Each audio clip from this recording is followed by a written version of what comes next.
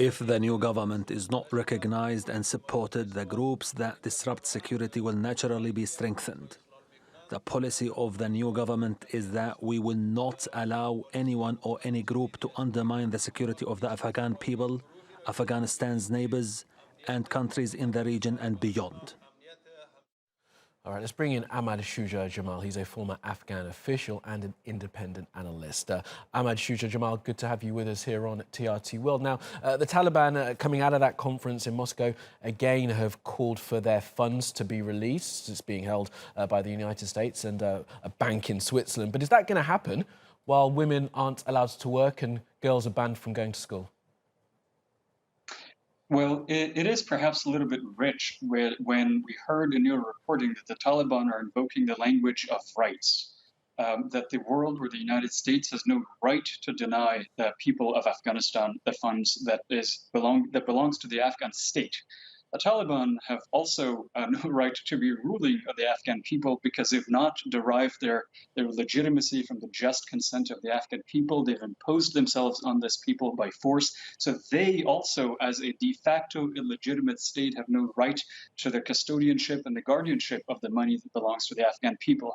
But you're right in invoking the fact that the Taliban are actively engaging in mass blanket disenfranchisement of women from going to school, from women to having any form of public participation, but also they're engaging in mass displacement of ethnic Hazara minorities from places that they've lived in for centuries. And so when you're engaged in atrocities and mass violations of human rights like that, but also you've empowered in your regime people that are on the UN Security Council sanctions list, on the US sanctions list, you have actually brought this upon yourself in making the world, making it harder for the world to engage with you legally on these fronts, because there are severe legal restrictions, not just under international law, invoking the UN Security Council resolution, but also domestic law, such as the US, which has FBI most wanted people on the illegitimate Taliban regime's cabinet.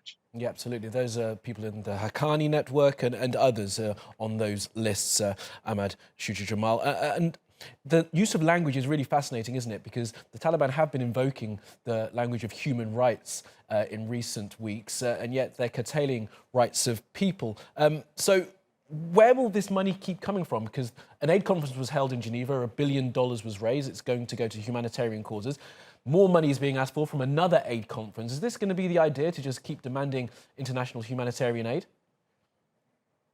I think this is a moment in history where we need to be asking ourselves, not just as Afghans, but also as the international community, that this would be the moment where we would hold this illegitimate Taliban regime to their promise that this setup is actually an interim setup, that this moment would allow the Afghan people to come together and create something that is a lot more legitimate and that is not imposed on the Afghan people by force. And that structure then would not only be legally recognizable as a state, but it would also be one that could legitimately receive the international community's aid. The aid that was pledged in Geneva a couple of weeks ago is supposedly going to be channeled to the Afghan people, not through the Taliban regime, but through other mechanisms such as the UN and Afghan and international NGOs, which is for the moment perhaps the most practicable way to do it. Afghan NGOs, the UN and international NGOs in Afghanistan have a significant infrastructure delivery mechanisms where they could reach, if allowed by the Taliban de facto regime, to the many people in Afghanistan who deserve and urgently need that aid, because with the delay of every single day, Afghanistan's multiple remote areas become more difficult to access because the winter is setting on, which is making it harder for the people, but also harder to access those regions because of snow and because of their landlockedness and remoteness. And finally then, aren't we really at a crunch point here? Because it would seem as if with the Taliban having taken control 6-7 weeks ago, they're showing no signs of actually wanting to change how they behave, and yet the provisos of getting the things that they want require them to change. And the international community is not going to do anything forceful to force that change. So where does this go from here, do you think? So there's a three-way policy balancing act that is happening here. The world is balancing their needs for security and counterterrorism because not just Central Asian countries bordering to the Afghanistan's north are threatened by the Taliban, who have connections, intimate jihadi connections with Central Asian terrorist organizations, but also are a conduit and a producer of I'm glad he's here to narcotics. help too.